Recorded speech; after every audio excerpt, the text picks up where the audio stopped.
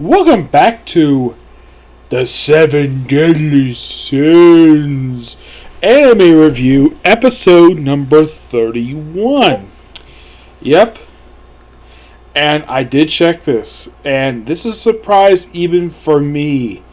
Yep, this is the first. Can you believe it's been almost a full year since the last season ended? And also the last time I did a review for this series.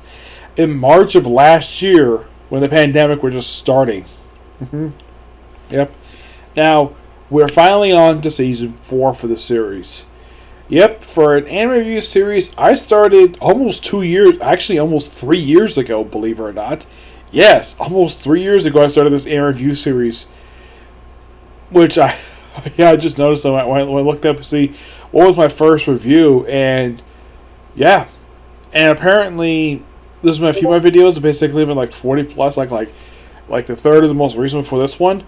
Like, it was about 4 episodes back for this one. I looked at the views like, wow, 43 views. Like, that is something. I love the fact people are watching this series because, well, not only watching the anime itself, but also our reviews, because I enjoy when I see it, that these views go up in these particular videos. I love when anybody watches these videos. Yep. Now, since we're on the 4th season series, like in the case of the last couple seasons, each season basically has got a subtitle with it. What's the 4th season's? Dragon's Judgement. That's the name of it.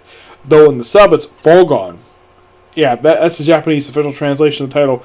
Is Foregone, which means anger. But technically, its English translation name is Dragon's Judgement. This is the first episode, and technically the 77th episode of the anime from Purgatory. Which this episode adapts from chapter 268, from what I can tell, pretty much the whole thing of that one. For 285, though, they skip over the first 8 pages of the book.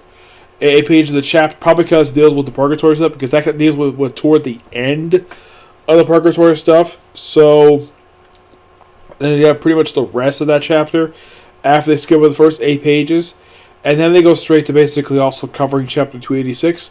If I can tell, covering everything from that chapter except for like the last page, which is quite interesting. Now here's the thing. It's still Studio Dean doing this particular series. Yes, they took over from the last season. Started with the last season from A1 Pictures. Though the reason why they took over because A1 Pictures dumped the series after 2 seasons and a movie. Well, because the movie apparently didn't do well at the box office, so they probably like, yeah, we'll pass it up in their studio. And this is one of a couple series I've heard of where when the series changed studios, everybody hated the whole aspect of it. And plus the fact that the last season was accused, like, one of the criticisms of the last season was not due to the adaptation process. No, that was not criticized. What was criticized was the animation, where it took a big dip in animation quality. Well, in the case of the last season per se, I watched the whole thing. Both watching originally subbed and then dubbed. With the exception of like one episode, which I'm glad the fact that dub actually fixed this. It wasn't terrible per se. I think the season was still pretty good. And if you watch the opening episode, watch this episode of my review right now. This episode, like, the first thing I saw was basically like the opening bit from chapter 268. Basically, where they adapt this is quite interesting. Like, they go through like the first few pages of chapter 268, and then they go straight to chapter 285 and go through what they adapted from it, and then come straight back to this chapter. Because I gotta hand it to Studio Dean. I think the delay basically the season got really helped because the quality of animation was actually really good.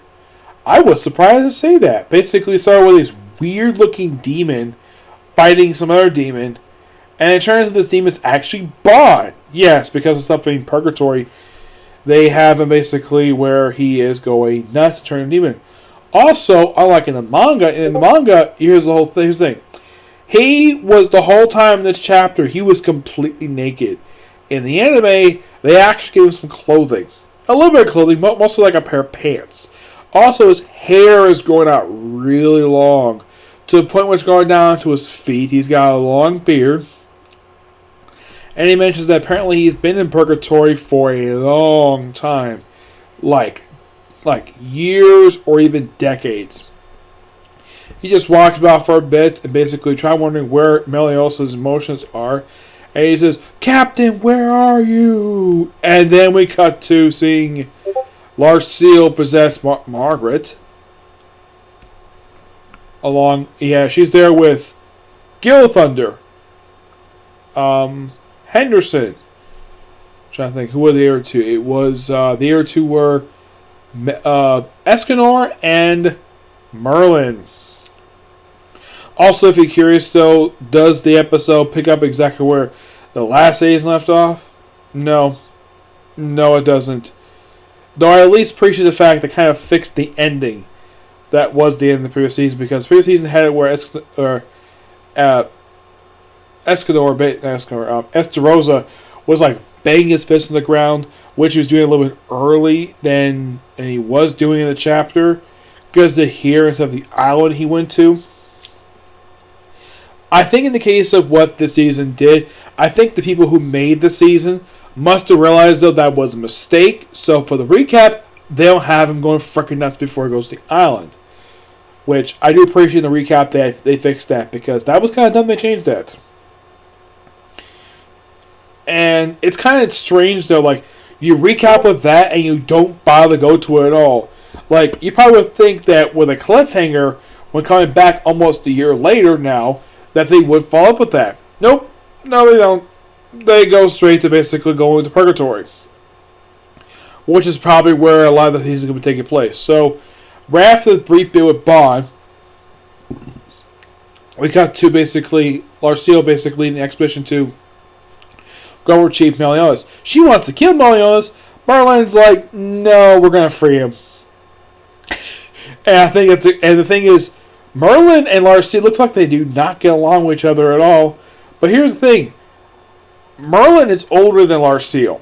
I say Larseal is probably over 3,000. Well, Merlin is older than that. Like, presumably about 10,000 years old. I'm not really sure what the exact amount how old she is, but I think she's older than Larseal. So, we have basically Merlin and Escanor. Now, Escanor, as far as I can tell, last time that... Now, here's the thing. Krusna, basically, when he last saw Merlin, was actually in the previous season. Escanor was actually out of commission. And this is probably, if you watch the game, like, man, this is actually a really good chance for Escanor taking on Krusna. He doesn't. He spends some of the time protecting Merlin because, well, he loves her. And he doesn't want anything bad to happen to her. And from what I can tell, she doesn't mind this at all. She appreciates him protecting her. It's kind of singing with Larseal a little bit later. Oh yeah, and also Zedros is there, because of course he is. They also have this little bit prior to them arriving, which at this particular moment is complete anime original, where Krusna basically he's not drooling like it was last season when he was seeing Meliodas, because that was his thing. He had a thing where drooling all over Meliodas. He referred to as young master, which is, I think that's what they call him in the last season. So, and of course they start their brief brawl. Of course, well, we have Escanor launching the first attack, just like does in the manga. He slaps at them, doesn't do much of anything, and then of course, well, there was an attack basically look on Larseal, but looking up to Henderson. They actually have a slight change than there was in the manga, because the manga was like really quick. Here it's like basically Henderson protecting her, well, basically protecting Margaret. Right after she had her brief little sword scuffle with Zedros, which resulted in Margaret getting sliced in the cheek, and Zedros getting sliced in his own cheek and his arm too. And then, of course, the attack, of course, Henderson, well, protects her, and as a, of course, she doesn't like it very much, but as a thank you for protecting her, she heals his leg. Yeah, he got injured, and of course, Gil Thunder, rightfully so. This is his lover basically being injured. And I like the fact that Larseal basically points out to Zedros, did your brother never tell you never hit a woman? Treat a woman's body properly? And he's like, I don't have a brother who treats a woman's body properly. Like, wow. I thought it was so hilarious that they throw that in, which, who knows? course, he also finds Crescent and, well, the other guy, I can't forget the other guy's name. He's basically Zero's teacher. And that's where that bit ends, but that's not where the episode ends. Oh no. The episode ends basically we're back to Purgatory. Bond is basically walking about, still yelling like, where the heck Meliodas is. Yeah, he's wondering where Meliodas is. And he comes across a dragon creature where he fights this thing briefly. And it looks like, though, like several years pass by. And, well, first when he fights, it apparently burns up his beard and part of his hair, which gives him a clean shave for the first time in a long time. And after he fights, it looks like, though, that his beard started growing back, but not as long as it once was, but his hair grew back. And he just falls asleep, and of course the dragon protects him. And then the episode ends basically with, like, going to like a little bit of start of 269, where basically Bond sees that he's finally found Meliodas. And this is another change made to the manga. Because here's the thing. In the manga, both Meliodas and Bond are completely naked because they forgot to burn all their clothes. Excuse me. The anime actually gave him a little bit of clothing. In the case of Meliodas, it looks like the pants he's wearing looks like the same pants he's wearing in the outside world. Which that was kind of weird. Why the heck would he wear that for? I mean, this is the actual Meliodas, the one that the fans know, not the demon Meliodas, the one who's in the outside world. And of course, he hugs Bond because he hasn't seen him in a long time, and he cries, and that's where the episode ends. Basically, kind of partially taking out the first a couple pages of chapter 269, and that's the episode. I got hands to it. It actually does a really good job adapting what they basically did. Though it's interesting they go straight into 269, well, starting anyways. And, well, that's pretty much it for it. It's a good episode. The animation is much better than when it started last season. I don't think that this season is going to... Hopefully this season does not receive any major criticism. But this episode overall did adapt pretty much mostly almost 3 chapters, which is not that too bad. Yeah, I kind of expected this season would do this. They kind of go back and forth. Basically where they go from one chapter and they have a little bit later just to mix in between because they got to cut back and forth. They kind of did the same thing 2 seasons back with the Ravens, and there was one arc they did where they started this arc toward the end of another arc because they both took place at the same time, so why the heck not?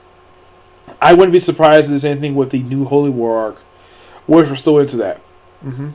So yeah, that's it for the review, and that is it for videos today because I don't have time to do a video today. So basically, next video will be tomorrow. Basically, where I'm hopefully going to do 2 videos for superheroes.